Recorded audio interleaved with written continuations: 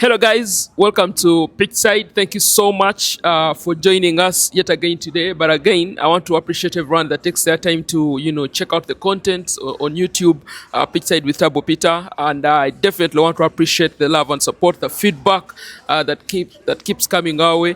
Thank you so much for that love and support. You who is watching this video right now, you just have half a second to be part of the pitch side with Tabo Peter family. All you have to do is hit the subscription button, and then you'll definitely get all this exclusive information coming your way.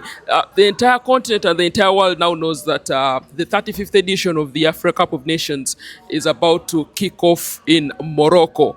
And like we officially announced, pitch side is definitely going to be in Morocco, and we're definitely going to bring all the big stories as regards to this tournament. Pitchside will not be the only Ugandan media house in Morocco. We have a couple of other players or a couple of other colleagues who have made the trip. And as we speak to you right now, we are in Cairo, at the Cairo International Airport, in transit to Morocco. Netusala netugawaika tukole kantu because the layover is quite a long one, and who better to join me on set than someone we always interact with in Kampala, the main man, Ismael Kiyonga. It's been a hassle to get this man on set, but it's smart to say. Yes, Sebo. Acho nyono na mu bantu Sikwegayirira okukola wano. Nkusaba wajja tukole, osaba mata, osaba biskwiti, osaba biki, tukagulewa tuli mu transit wano kwa airport. Oyagala kule perfume. Sebo duty free ziba mu restaurants weziri. Esimo ina sente. Nawe nze nyina. Nawe ina. Oyisa ungendo swipinga tugende mu maaso. Swipinze yawo nenywayo kukata. Bakugyeko mmeka? $3. $3 oziwaddeyo. Kulya sente sikufa. Ati kasuku alya $10 mu second yemu. Kogwe ko kukwasaganye boti. Ate tobeera nnyo munaku. Nze siri munaku sebo. Naye nga welcome to Pitchside, yes, as sir. well as Ismael Kiyonga Live. Yes, sir. Today's show is crossbreeding. Is it cross sport? Yes, how do they say it's crossbreeding. It's going to be on both channels. Yes. And that's how we're going to mix when you the watch languages. it from this side, subscribe, like, and comment. And also share. When you watch it from Peter's side, do the same. Because we are here to serve you. African football, Ugandan football, and of course, world football. Because in June next year, we shall be in USA, Mexico, and Canada. For the 2026 FIFA World Cup. Era neeraliikiridde kyokka sho tenatandika. Tutandike kubanga njala kunywa mata. Mwerulya atonta amayisima. No, let's start. So anyways, guys, welcome once again.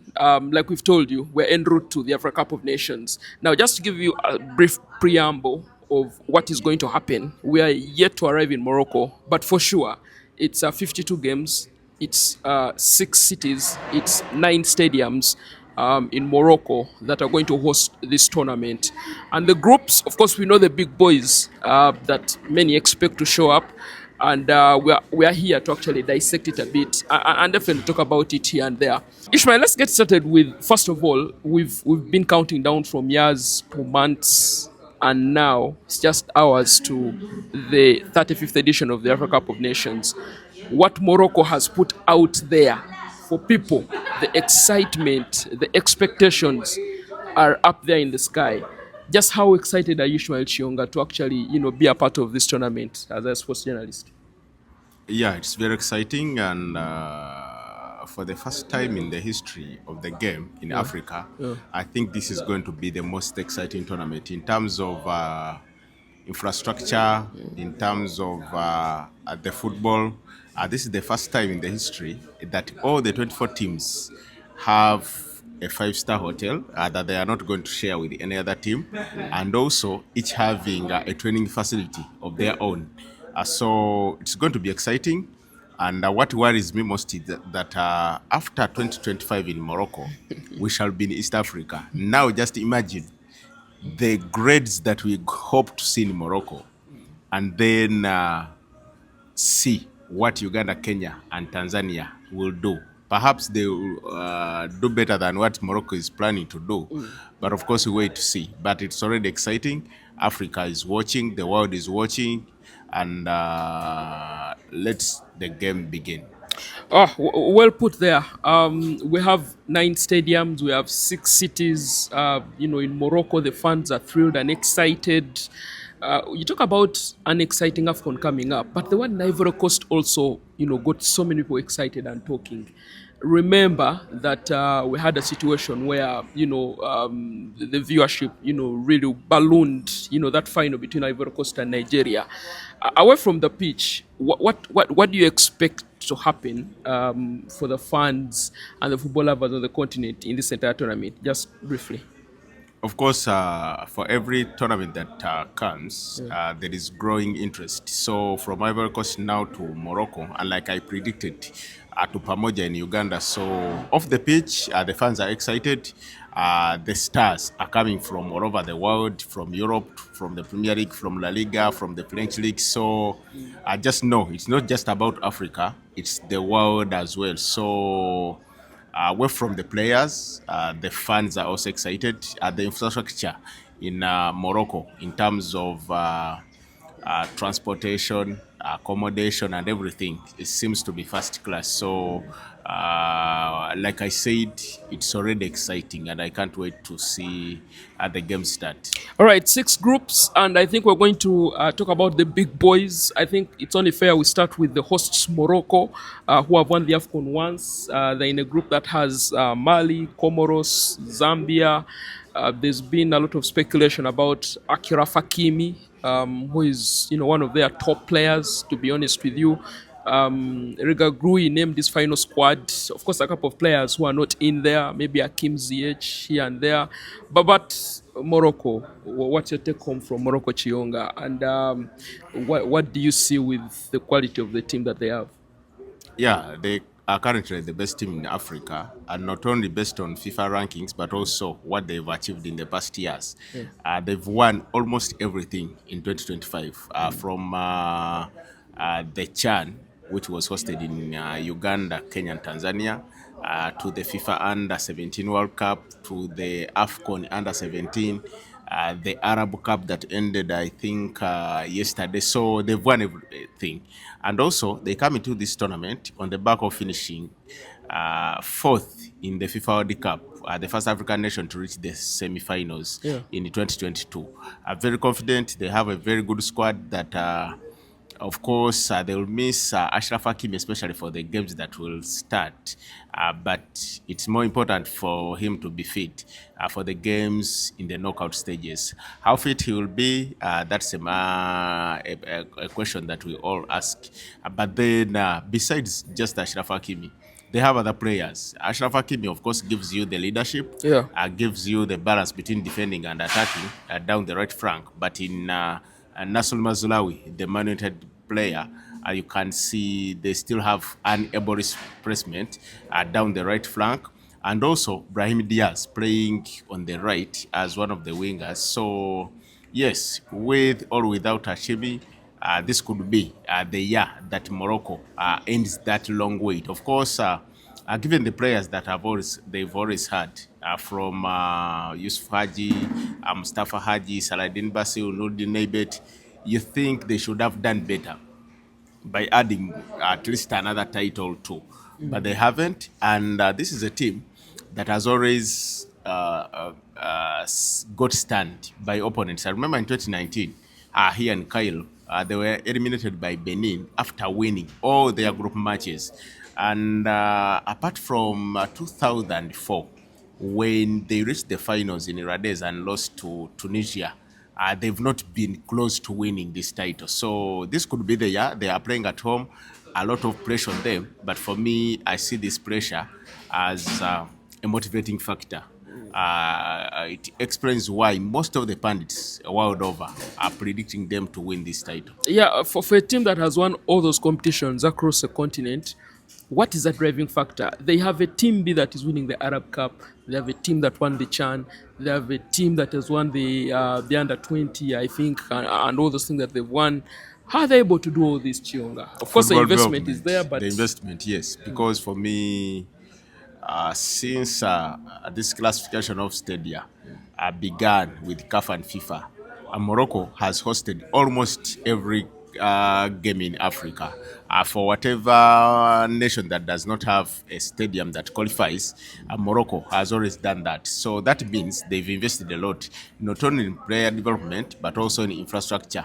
And currently reaping what they sowed. So no surprises there. They are doing well from the federation, from the government, from acquiring players that have that connection.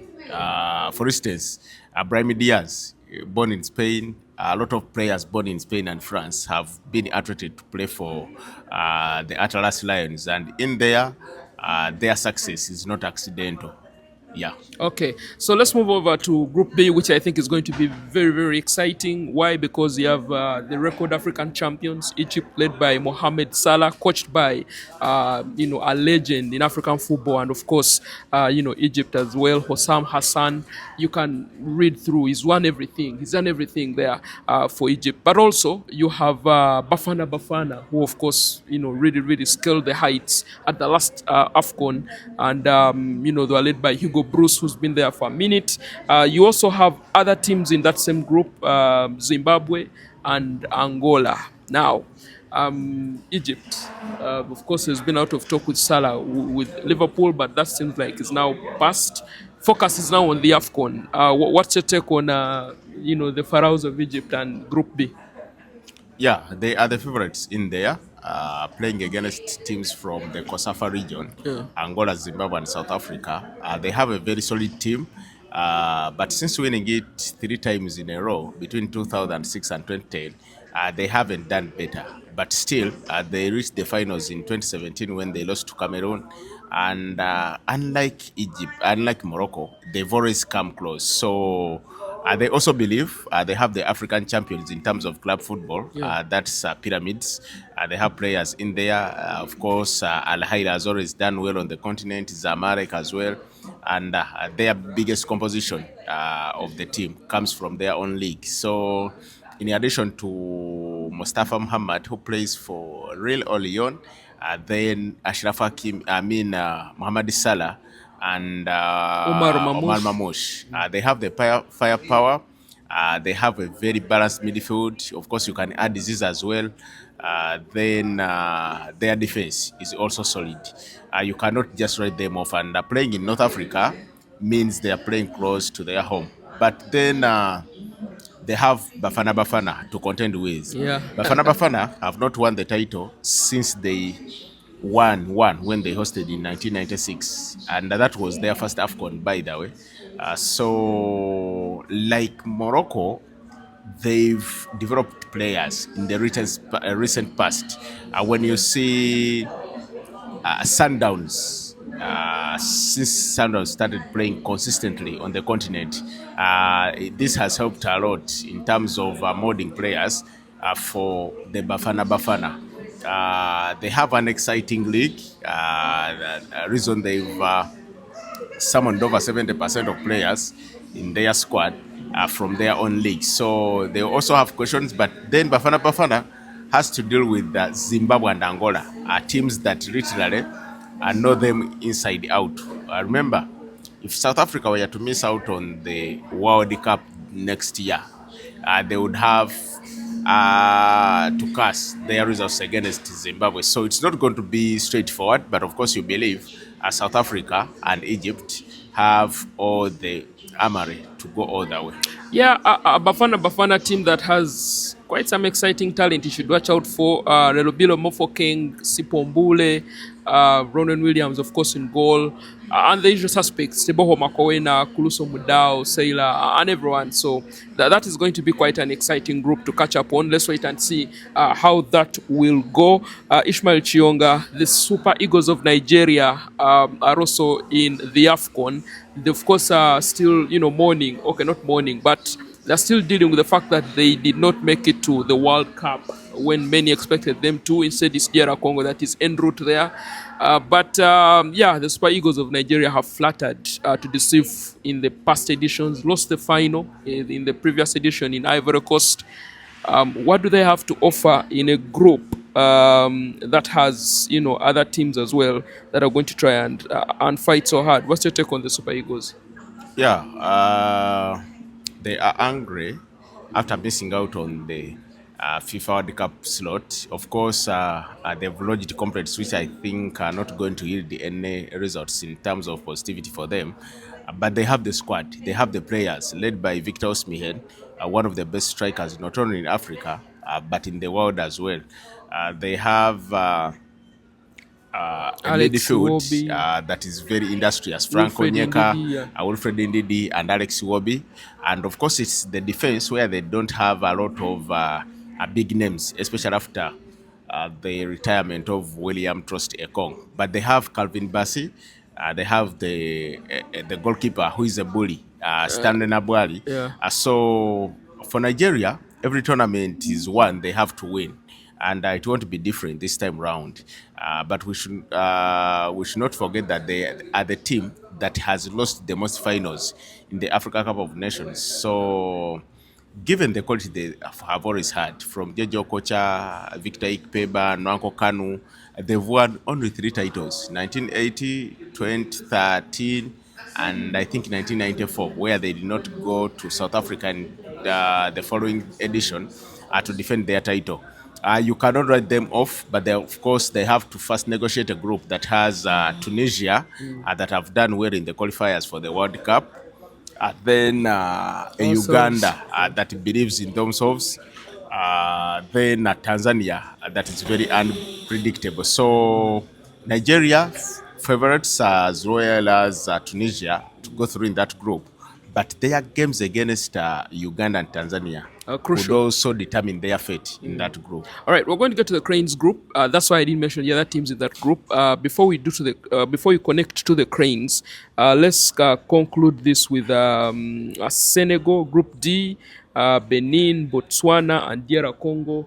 Our former coach, of course, Sebastian Desabre, doing wonders with Congo, but also you have a very, very young and exciting Senegal team that is probably also trying to, bounce back like the one that won the Afcon not too long ago. What's your take on Senegal, Congo in that group? Yeah, two very exciting sides. They met in the FIFA World Cup qualifiers, and at the game in DR Congo, Yeah. decide the fate of the group, where they led 2-0 before Senegal, led by Mamadou Salah and Ismail Assar, led back to win that game. So a group that you expect DR Congo and Senegal to go through, and after there, DR Congo has not done so well in the recent past. They also have, I think, one title, one in the 70s. And what Sebastian Desabre has done over the past years is very incredible. And attracting players of DR Congo origin, the likes of Axel Twanzebe, Elon Bissaka, Michael Essende. Wissa. Yohan Wissa is not going to be part Yeah, but he because was also convinced. Yeah. he's in. He's back playing, He's but back playing Newcastle for couldn't. Newcastle, Yeah, but he yeah. was injured before Yeah. the squad were summoned. So it's going to be an exciting group, and DR Congo as well as Senegal cannot just be written off. If you want to win the title, these are some of the teams that you don't want to face. Okay, that's exciting. Then you have Cameroon, who are making all the wrong headlines because of the factions in Fecafoot and the Ministry of Sport there. That's Group F, Gabon, led by Pierre-Emerick Aubameyang. Ivory Coast, who do not have Simon Adingra and Nicolas Pepe. And of course, Mozambique, who are led by Mr. Pelembe, 42 years of age, making some history there for the Mambas, like they call them. What's your take home from the chaos in Cameroon and Gabon, Ivory Coast, and of course, Mozambique? Yeah, Cameroon will miss Angisa and Yeah. of course Vicente Abubakar as well as Onana. So I think that's going to affect the morale of the team because despite the factions that are warring, the players always want to be one. And that chaos could also play in the hands of their opponents. Because when you look at that group, it's literally the group of death. Mozambique plays a very expansive game, Portuguese style. Then there is Ivory Coast, the champions. Yeah. They've done well. Gabon, if you go with the results from the World Cup qualifiers, they've also been doing well. So a tough group to predict. Of course, you give it Ivory Coast to be favorites to lead it. Cameroon, they may use the chaos to their motivation as well. And then Gabon, just missing out on the intercontinental playoff after eliminating Cameroon. Yeah. This is going to be exciting. And of course, Mozambique, one of the teams that play very exciting football on the continent at the moment, with players Leonardo Mandava, who is at Sunderland. Then there is Pepo Ratfo and others. Then Stanley Katamo, who plays for Sporting Lisbon. Very Yeah. exciting. That's a group that is very hard to predict, especially given the chaos in Cameroon. Of course, the champions, Ivory Coast, will be given the favorite tag, and Gabon cannot just be written off. All right. Very, very exciting insight there on the groups. But of course, it's only fair for us to wrap this up with a bit of a comprehensive review about the Uganda Cranes. Now, the Cranes have touched down in Rabat, where, of course, they're going to play their games at the head of the Africa Cup of Nations. Ismael Kiyonga, before you get to the games that the Cranes are going to play, what's your take on the final Crane squad that was confirmed by Paul Put and the Cranes preparations after their 11-day camp in Casablanca ahead of Afcon? No surprises in the squad. Maybe if you asked me which players I wouldn't put, and also the options, I don't think I would take a Wuche Piezu. Wuche has not done anything to prove he deserves a place on that team. Then Shafik Wikirizanana and Regan Impande have also not done so well to prove they can be a very good part of the squad. But then it's the choice the coach made. And looking away from the squad in Rabat right now, you also don't believe that there are so many outsiders left out there that can be of a major influence. So just happy for players like Ivan Imbisiwe, because he didn't look like he will be part of the squad. Yeah. Given Paul Put does not seem to favor him a lot. Then who else? Of course, Ronald Sechiganda returning, one of Put's favorite. But before the tournament started, he was a player that was not being summoned often. Of course, Denis Omedi, rewarded perhaps for his contribution in the qualifiers. Denis Onyango, expected just like Salim Magola, and also Alionzi Nafian, because for the third goalkeeper, it was always going to be between Chigundu Dennis, Alionzi Nafian, Kusima Crispas. Of course, Jerome Takuba missed out because he did not get a team in time. Yeah. And it was shocking that Charles Lukwago was summoned in the initial squad, yeah. But for me, what I like most about Port is the fact that he did not summon 55 people prior to the tournament, yet he knew the team that he would put out. So with a squad that has literally represented Uganda over the past year, and no surprises there. Okay. Yeah. Let's get to, of course, the preparations. The last time Uganda played at the Afcon was 2019 in Egypt. And they had quite a number of days in Abu Dhabi for a training camp. They had friendly games against teams like Ivory Coast, if you remember correctly, and the likes. That hasn't been the case this time round. I think they've only played first Rabat, and that was it in the 11-day camp. Are you satisfied with this training camp? You think that's enough for the team to put up a performance at the Afcon? Yeah, you see, the timing of the Africa Cup of Nations means that we cannot have a lot of time with players, and also trying to play games against opponents, because in the end, most of the opponents also have players plying their trade in the top leagues in Europe, and they are only released a few days to the tournament. For me, the preparations have been okay. We can't take away anything from that. The team camped in Morocco for several days before other teams arrived, and Put is lucky that he does not have a lot of players playing their game in the top leagues because he had nearly 90% of his team for the past week or two. So I have no qualms with the preparations.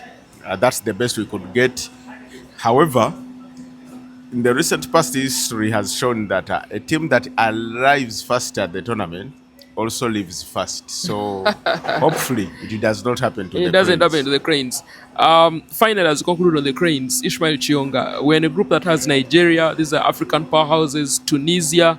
I think they qualified for the World Cup unbeaten, first team to qualify, also on the continent. And you have our neighbors, the Taifa Stars of Tanzania, who, in my opinion, if you look back in the past 3-5 games, they've actually been able to get results against us. What is going to be the difference for Uganda at the Afcon for them to, go as far as they can as a national team? Yeah, the difference is going to be the confidence. The Cranes go into that tournament with a lot of belief.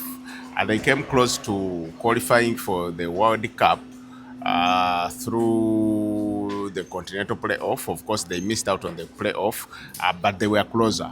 When you see their game against Algeria, the way they beat Botswana away, the way they beat Mozambique, there is that self-confidence. And also the fact that currently, this may not be the most talented squad that we've had at AFCON, Yeah. but one that with most educated players in terms of football. Erioka Pradosi, Jordan Obita, Toby Sibik, Ali Hassan Baba have got some football education that most of the players here did not get. So you see the confidence, but this is the time they are going to be tested. Of course, we sang praises about Capradosi, Obita, Yeah. and now, if the games in the qualifiers in the World Cup were mocks, now this is the final exam. This is And UNEB. this is UNEB. Yeah. So, do they do a Warukaga or they have the qualifications without just being the equivalent? Oh. Yeah, because they were not tested against Somalia. That's when they played together. Not so much tested against Botswana. Against Algeria and Algeria, that was the real test. Of course, you can say we considered just two, Yeah. but still, we did not defend it so well as we had defended in the previous games. Against Tunisia, plays the same style with Algeria. Then against a neighbor who believes they are not far away from us because it has proved that Tanzania and Uganda are the two nations from East Africa that are emerging as football giants in terms of success. When you see the under 20, under 17, these are the two teams that have always met in the finals for the qualifiers. But then, whenever Uganda faces a team from the Sekafa region at a crucial stage, they never win. We did not beat Tanzania when we needed to qualify for the Afcon 2023. In Egypt, they beat us. Yes, we did not beat Kenya over two legs in the World Cup qualifiers for 2018. We did not beat South Sudan in Kenya for the World Cup qualifiers as well. We've lost to Rwanda at Nambole when we needed to win. We've not beaten Kenya 2011. So on paper, if you are Uganda and you want to qualify out of the group, Tanzania is the game you must win. However, people may not notice how good that Tanzanian side is, especially in terms of talent. And they don't have depth in terms of talent, Yeah. but the few talented players that they have Make a difference. are better than ours. Fei Because when you look Toto. at Samata, Samata plays in the French League One. Yeah. And before joining this Taifa Stars, he played 70, 80 minutes. And then they have Novatas Milos. the left-footed in number 20. Sometimes plays as a left back, sometimes plays as a central defender, sometimes plays as a central midfielder. They've also added Calvin John. Kevin John. Kevin John. Yeah. One of the lads that He's developed by grew. the way. Yeah, So yeah, well. yeah. I think he's in Aalborg in Yeah. Denmark. They have Simon Musuva, an experienced player that will always haunt Uganda. Then Faisal Salum. You look at your midfielders and ask who can match the quality he has. But in the end, I believe that's the game Uganda must win and will win. And then we wait to see results between Uganda against Nigeria and Tunisia. All right. Local best players. Finally, do you think anyone is going to step up on the stage? Alan Okello, maybe. What's your take? Yeah, from the local best players, it's Alan Okero that is in the starting 11. So this is chance to shine. However, in tournaments like this, opponents have every detail Of their opponents. of their opponents. Yes. And for teams that have done their homework against Alan Okero, even in the Uganda Premier League, they've subdued him. So we wait to see. This is his chance. He takes it. He gets back to the well-paid ranks. Yeah. Do we now call the shots of who is going to win the Afcon now, or because we have several shows coming up, or we take a gamble and then see Uganda how will win the Afcon. Kiyonga tetujja kukola tutyo. Anyway, the favorites are Morocco. Yes. Of course, the North Africans, Tunisia, and Algeria and Egypt as well. Add the West Africans, Nigeria, Senegal, and Ivory Coast. From that pool, the winner will come. Of Afcon. Guys, we've broken it down for you for the Africa Cup of Nations. That's kicking off in a few hours. A very insightful take from Ismael Kiyonga. Please expect this show in the next few minutes on both channels as we're in transit to Morocco to cover the Africa Cup of Nations. All right, guys, Ismael Kiyonga, thank you for joining me on Pitchside.